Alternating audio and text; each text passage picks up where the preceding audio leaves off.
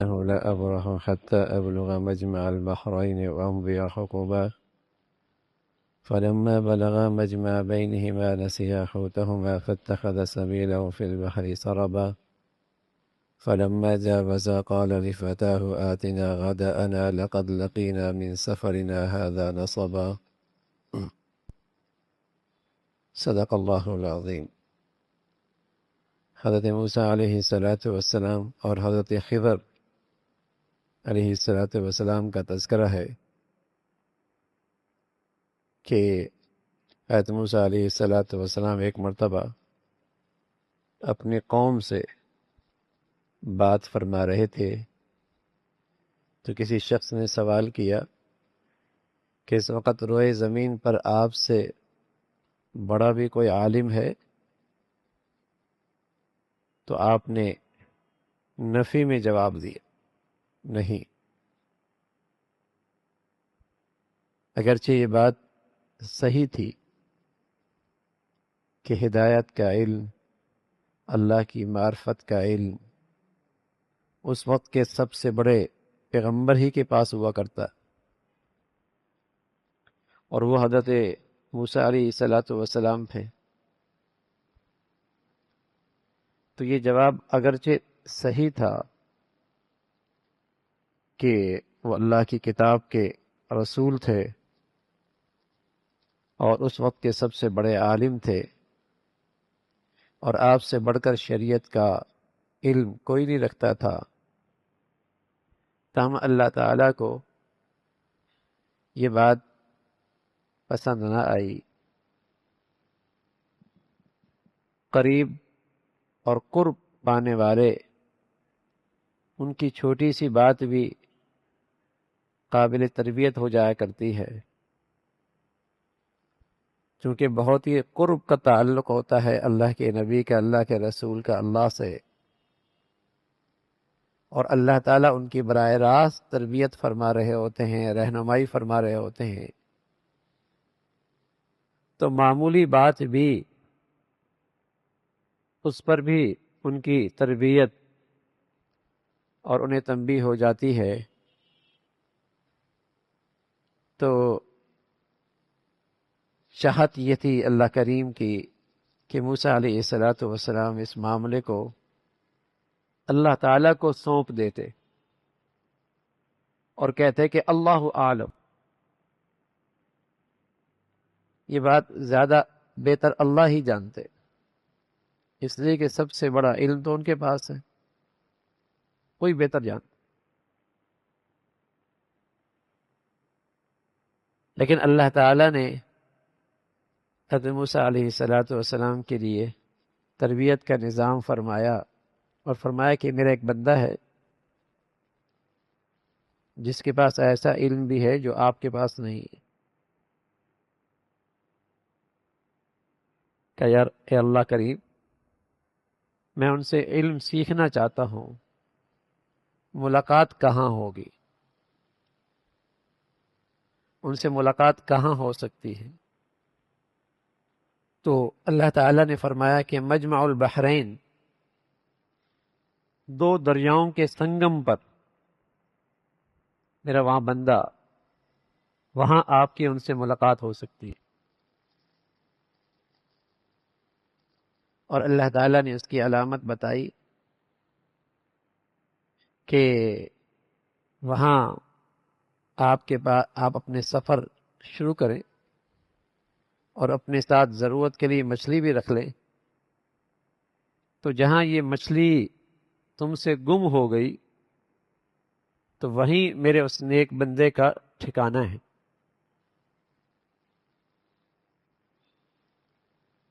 آپ نے اس علم کے خاطر سفر کا آغاز کیا اور اپنے ساتھ ایک نوجوان خادم کو ساتھ لیا، یوشع بن نون علیہ السلام، جو آپ کے بعد اللہ کے نبی بھی بنے، نبوت بھی انہیں ملی۔ اس وقت وہ خدمت میں آپ کے ساتھ تھے، اور اسی کا ذکر فرمایا کہ حضرت موسیٰ علیہ السلام نے اپنے اس نوجوان سے کہا ہم سفر مسلسل جاری رکھیں گے حتیٰ ابلغ مجمع البحرین یہاں تک کہ ہم ان دو دریاؤں کے سنگم پر پہنچ جائیں۔ اور جب وہاں پہنچے تو اندازہ نہیں ہوا کہ یہ وہ سنگم ہے، لیکن تھک گئے، آرام کرنے کے لیے لیٹے۔ خادم خدمت پہ تھا، آپ آرام فرمانے لگے، اور جیسے ہی آرام کیا تو خادم کیا دیکھتا ہے کہ اس تھیلے سے وہ مچھلی نکلتی ہے اور وہ دریا میں چھلانگ لگاتی، زندہ ہو جاتی، اور دریا میں یوں جاتی ہے جیسے سرنگ بن گئی، پانی دونوں طرف کھڑا ہو جاتا۔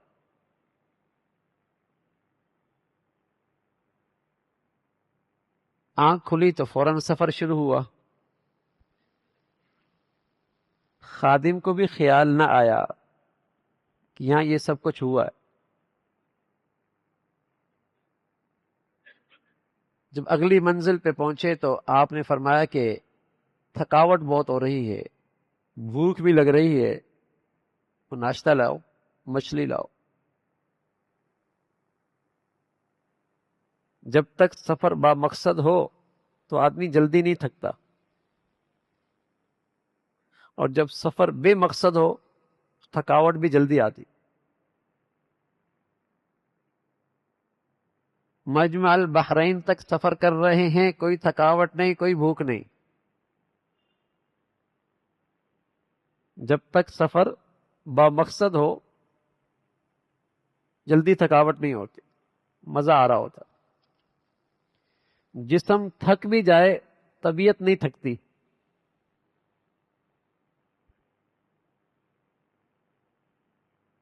طبیعت نہیں تھکتی۔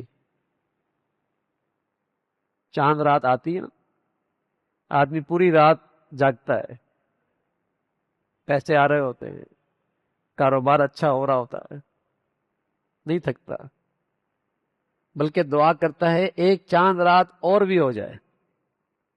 اور یہ پہلی پوری رات جاگے ہو ہیں؟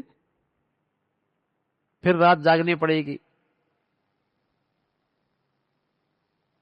تو جب نفع سامنے ہو رہا ہوتا ہے، مقصد سامنے آ رہا تو آدمی تھکتا اتنے آسانی سے نہیں تھکتا۔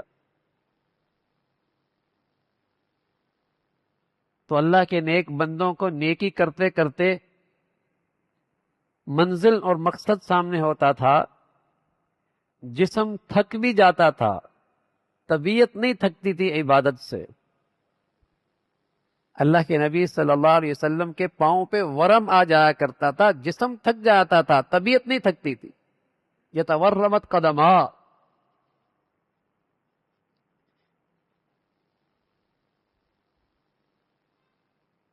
ہمیں دنیا کے نفع لگتا ہے تو تھکاوٹ نہیں ہوتی، انہیں نیکیوں میں نفع لگتا تھا تو انہیں نیکیوں میں تھکاوٹ نہیں ہوتی تھی۔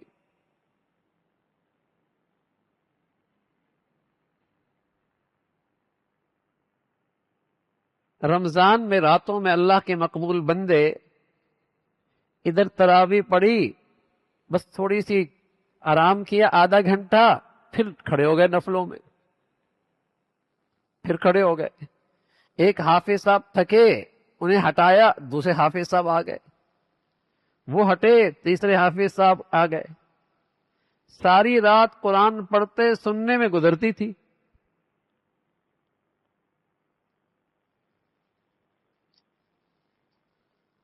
تو جب مقصد سامنے ہو، نفع سامنے ہو تو آدمی جلدی نہیں تھکتا۔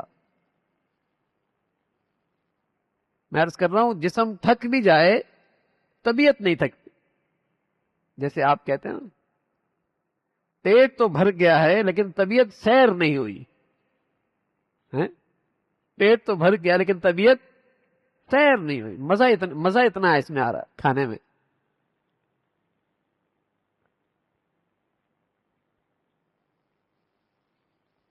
تو جب تک مقصد سامنے تھا تھکاوٹ بھی نہیں ہو رہی تھی، اور جب اس سے آگے نکلے پتہ تو نہیں تھا، اب مقصد ختم ہو گیا، لیکن اس نبی تھے، اس کے اثرات پڑے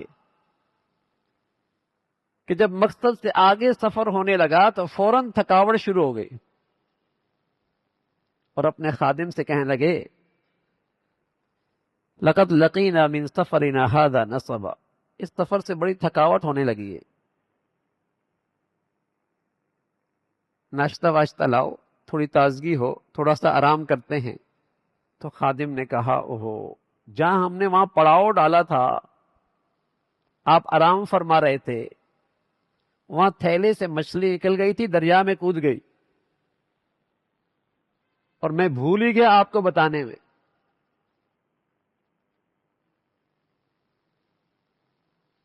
اور کہنے لگا ان اذکرہ، ان اذکرہ،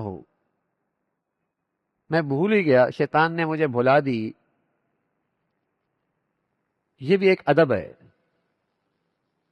حالانکہ دونوں ساتھ تھے، لیکن اس نسیان کی نسبت اپنی طرف کی، استاد کی طرف نہیں کی، چھوٹے نے اپنی طرف کی، بڑے کی طرف نہیں کی۔ یہ بھی ایک ادب کا طریق، ادب ہوتا ہے، بات کرنے میں ادب۔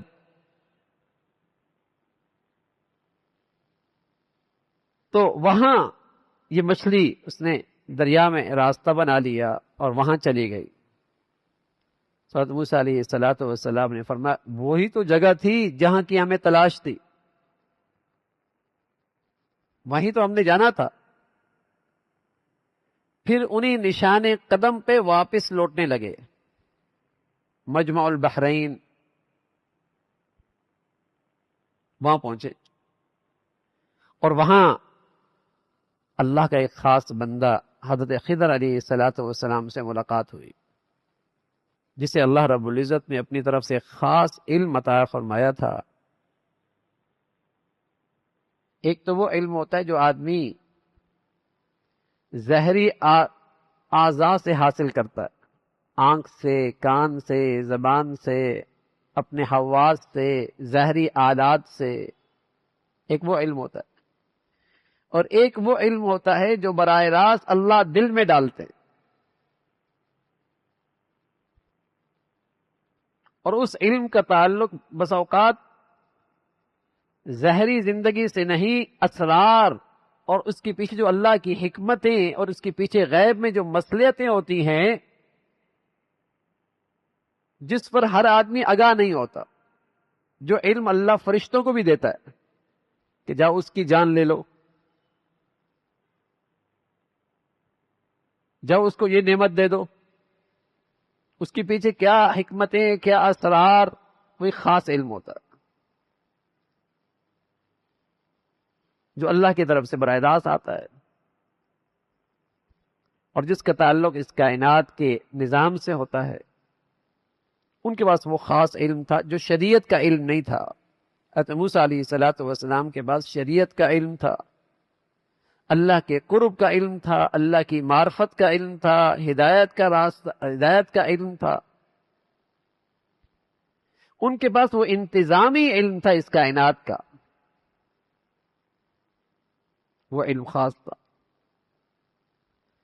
تو موسیٰ علیہ الصلوۃ والسلام نے فرمایا کہ ہم چاہتے ہیں کہ ہم آپ کے ساتھ رہیں، اور جو اللہ نے آپ کو علم دیا ہے، سمجھ بوجھ دی ہے، اس میں سے کچھ ہمیں بھی مل جائے۔ جب آدمی کسی سے کچھ سیکھنا چاہتا ہے نا، تو عاجزی کے ساتھ متواضع ہونا پڑتا ہے۔ کسی سے کچھ سیکھنا ہے تو متواضع ہونا ضروری ہے، ورنہ اگر یہ ذہن ہے کہ میں ہی میں ہوں، پھر علم حاصل نہیں ہوتا۔ علم حاصل کرنے کے لیے طالب علم میں عاجزی ہونی چاہیے، متواضع ہونا چاہیے۔ تو حضرت نے اسی انداز سے، حالانکہ وقت کے نبی ہیں، پیغمبر ہیں، لیکن الفاظ ایسے استعمال کر رہے، اگر آپ کی اجازت ہو تو میں آپ کے ساتھ چلوں، یہ عاجزی کا انداز ہے۔ یہ تو نہیں کہ میں تو آپ کے ساتھ چلوں گا ہی چلوں گا، آپ داخلہ دے نہ دے میں تو رہوں گا۔ تو اس نے پھر سیکھ لیا،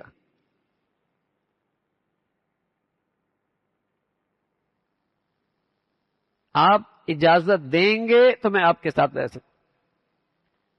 اور ساتھ یہ بھی کہا کہ جو اللہ نے آپ کو علم دیا ہے میں آپ کے برابر تو نہیں ہو سکتا، اس میں سے کچھ آپ مجھے سکھا دیں.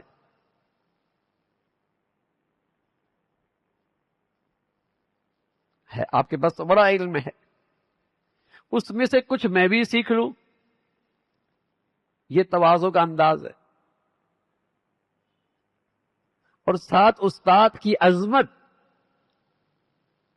اور اس کی شان کا اعتراف کہ اللہ تعالی نے آپ کو براہ راست علم عطا فرمایا. آپ کا مقام بڑا ہے، آپ کی بڑی عظمت ہے.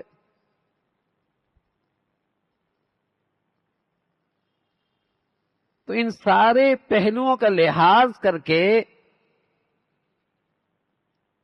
حضرت موسیٰ علیہ الصلاۃ والسلام نے اس علم کے حصول کے لیے ان سے اجازت چاہی. تو حضرت خضر فرمانے لگے کہ آپ ہمارے ساتھ صبر نہیں کر پائیں گے، اس لیے کہ آپ کے پاس شریعت کا علم ہے،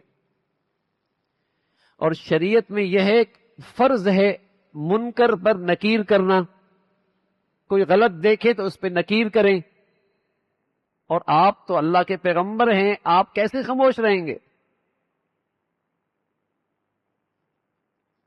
کچھ میں ایسا کروں گا جس کے اسرار، جس کی حکمتیں آپ کے سامنے نہیں ہوں گی، آپ کی شریعت میں نہیں ہے وہ علم، اور آپ کو وہ بظاہر غلط لگے گا، تو آپ تو پیغمبر ہیں، آپ صبر نہیں کر پائیں. اب میرے ساتھ آپ کا چلنا مشکل، اس لیے کہ جو میرا علم ہے آپ کا علم ہے، دونوں میں بڑا فرق ہے. آپ کے پاس شریعت کا علم ہے، میرے پاس کائنات کا انتظامی علم ہے. کچھ چیزیں آپ دیکھیں گے آپ صبر نہیں کر پائیں. انک لن تستطیع معی صبر. اور ساتھ یہ بھی کہا کہ آپ صبر کر بھی کیسے سکتے ہیں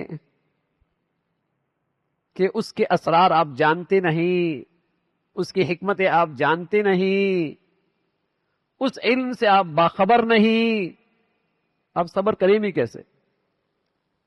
تو موسیٰ علیہ الصلاۃ والسلام نے سوچا کہ مجھے اللہ نے کہا ہے خضر کے پاس جاؤ، ہے تو یہ اللہ کا نیک بندہ، کوئی ایسا غلط تو نہیں کرے گا جس سے اللہ ناراض ہو. تو انہیں یقین دہانی کرا دی، لیکن یقین دہانی بھی اللہ کے بھروسے پہ کرائی. اگر اللہ چاہیں گے تو صبر کر لوں.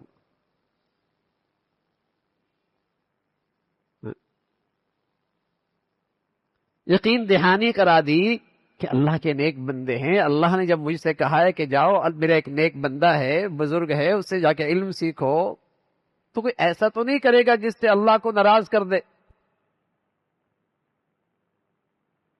تو انہیں یقین دہانی کرا دی اور کہنے لگے انشاءاللہ صابرا، اللہ نے چاہا نا تو میں صبر کروں گا اور آپ کے کسی حکم کے خلاف نہیں کروں گا، آپ کے کسی حکم کے خلاف نہیں کروں. تو خضر علیہ الصلوۃ والسلام نے فرمایا پھر سن لو بھائی، بنیادی شرط ہے آپ کے ساتھ چلنے کی، کچھ بھی دیکھو سوال نہ کرنا، اعتراض نہ کرنا. ہاں میں بعد میں بتا دوں تو ٹھیک ہے، بس تم دیکھتے رہنا کہ ہو کیا رہا ہے.